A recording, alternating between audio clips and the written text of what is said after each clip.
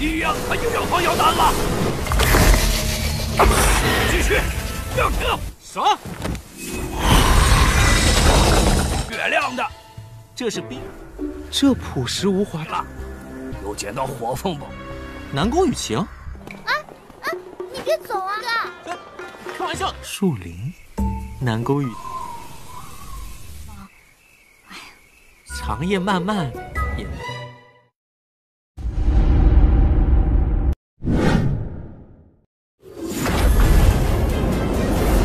这就是4级以上的要求。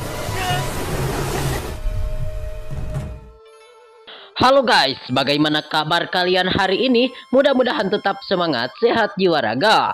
Bertemu kembali bersama Lengko Mupi di pembahasan alur cerita Donghua yang berjudul King of Lost Cultivator episode ke-10. Bagi kalian yang belum subrek, bantu tolong subrek dulu dan nyalakan loncengnya, biar gak ketinggalan lagi update terbaru dari channel Lengko Mupi.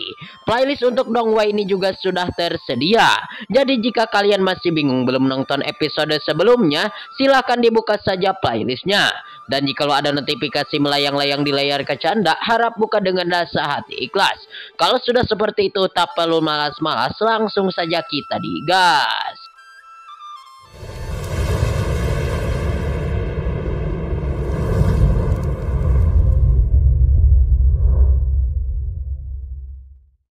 等着尸体引来个更狠的。之无华的设计。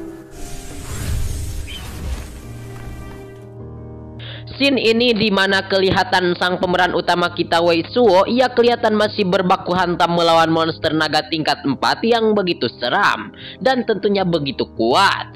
Lalu kelihatan Wei Suo langsung mengeluarkan kekuatan voucher jimat spiritual dan dihantamkan langsung ke arah si naga iblis tingkat 4 itu.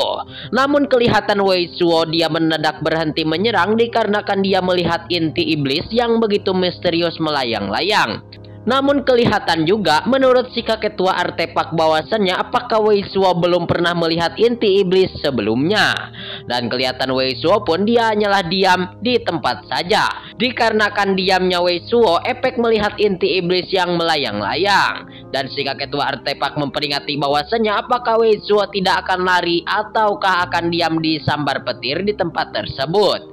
Lalu pada akhirnya kelihatan Wei Suo pun disambar petir ya geng oleh kekuatan si naga level 4 itu. Namun setelah disambar petir, kelihatan ular petir tanduk 1 itu langsung kembali mengeluarkan kekuatan petir hijau spiritual dan langsung diarahkan kepada Wei Suo dan si kakek tua artefak. 4级以上的妖兽才有的妖术。说话不腰疼。 Hingga pada akhirnya mereka berdua pun yaitu Wei Suo dan juga si kakek tua artefak ya geng, ia langsung kabur ketakutan. Dan kelihatan Wei Suo ingin melonjak pohon besar dikarenakan Wei Suo tersodot oleh kekuatan si naga tanduk 1 itu. Lalu kelihatan si naga itu terus mengupat-ngapit kekuatannya dan langsung ingin menyerang lagi kepada Wei Suo. Hingga pada akhirnya Wei Suo pun langsung mengeluarkan kekuatan spiritualnya. Dan untuk saat ini menurutnya giliran Wei Suo untuk menyerang kepada si naga tanduk 1 itu. Dan Wei Suo pun langsung mengerahkan kekuatan spiritualnya dengan bertubi-tubi. Hingga pada akhirnya si naga itu pun langsung dicekik dengan menggunakan kekuatan spiritual. Dan akhirnya si naga itu berhasil terjun terjatuh dan meninggoy. Lalu kelihatan Wei Suo pun langsung turun menunggangi naga yang sudah tumbang olehnya. 起作用了，打傻了吧你？杀死了一头4级中阶的妖。 Dan kelihatan Wei Suo pun langsung meminum 1 buah es dingin. Dan menurutnya es dingin itu merupakan es hati Pei Yang. Dan sangat mantap sekali ucap Wei Suo. Dan kelihatan si ketua artefak langsung sedikit merendahkan kepada Wei Suo. Namun kelihatan Wei Suo langsung bercerita kepada sang kakek tua artefak bahwasannya Wei Suo dia sudah mengeluarkan seni perang dan bahwasannya Wei Suo telah berhasil membunuh monster tingkat 4 menengah sendirian saja, dan itu semua merupakan hal yang sangat keren beken. Namun tiba-tiba kelihatan sang Wei Suo dan si kakek tua artefak dikejutkan dikarenakan ada benda yang bersinar dari mulut si naga spiritual level 4 itu. 啥玩意儿啊？这是刚才以为库吧？这朴实无华的果然是半灵界的火凤宝叶南宫雨晴。他这。 Dan kelihatan Wei Suo pun langsung menyedot dan ternyata benda tersebut adalah harta pakaian ponik api. Lalu menurut si Wei Suo, harta tersebut pastilah milik kultivator cewek. Dikarenakan energi spiritual panas dan melimpah dan tentunya sangat indah dilihat. Kelihatan Wei Suo membuktikan bahwasannya pakaian tersebut benar adalah pakaian ponik api. Kelihatan Wei Suo pun langsung menyelap seluruh energi dari si naga yang sudah berbaring di hadapannya. Dan ia pun langsung menyedot seluruh aura spiritual yang ada di dalam diri naga hingga tersedot semuanya. Dan Wei Suo pun pada kesempatan hari ini dikejutkan kembali dikarenakan si Nona Nangung Yuking memanggil kepada dirinya. Dan guna untuk bertemu lagi. 果然是半灵界的火凤宝叶。这里，这么眼就认出你啦。 Dan kelihatan Wei Suo pun pada kesempatan hari ini dikejutkan dikarenakan si Nona Nangung Yuking, ia kelihatan memanggil kepada diri Wei Suo. Hingga singkatnya cerita, Wei Suo pun langsung pergi ke tempat yang sudah disepakati bersama oleh si Nona Nangung Yuking. Scene kembali berpindah di mana di tempat yang sudah disepakati bersama si Nona Nangung Yuking, yaitu di mading ya geng. Dan pada kesempatan hari ini kelihatan Wei Suo didekati oleh salah seorang wanita kecil. Namun kelihatan menurut Wei Suo di tempat tersebut ia malahan kebingungan dikarenakan malahan didekati oleh si Nona yang misterius yang begitu kecil.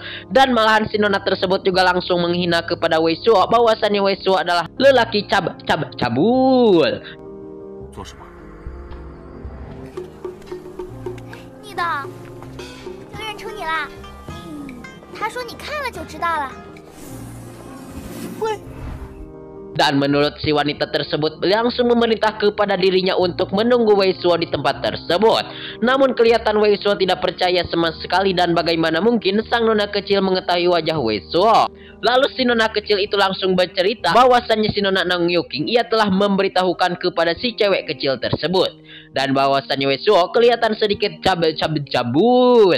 Dan kelihatan menurut si kakek tua artefak anak tersebut belajar dengan baik ya geng. Dan kelihatan hingga akhirnya si cewek itu langsung pergi meninggalkan kembali Wei Suo. Dan Wei Suo pun langsung dipanggil lagi oleh si Nona Nangung Yuking untuk bertemu di Gua Batu. Dan di tengah malam gini, menurut Wei Suo apa yang dia lakukan di tempat seperti itu atau di Gua Batu. Hingga singkatnya cerita pas larut malam di semak-semak Wei Suo pun sudah berada. Dan dia pun sungguh kebingungan sekali dikarenakan si Nona Nangung Yuking meminta untuk datang ke tempat tersebut. Tempat yang begitu seram dan begitu aneh.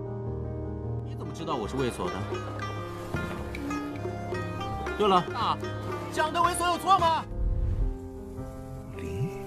南宫雨晴。 Dan kelihatan Wei Suo membayangkan bahwasannya apakah dia ingin bercinta dan bercocok tanam malam-malam di semak. Tentunya bersama Wei Suo di tempat tersebut karena Wei Suo itu sangatlah tampan. Kelihatan Wei Suo pun sedikit membayangkan tentang hal tersebut. Atau tentang bercocok tanam ya geng.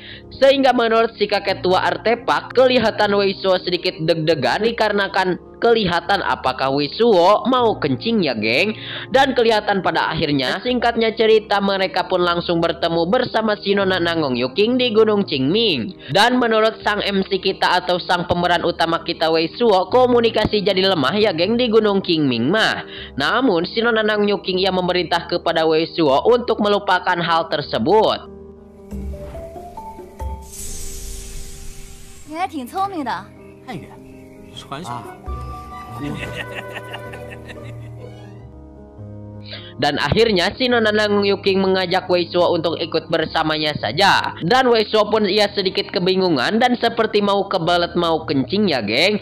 Lalu si Nona Nangung Yuking pun menanyakan apakah Wei Suo sudah kencing untuk saat ini. Hingga scene ini juga sekaligus menutup perjumpaan kita di episode kali ini.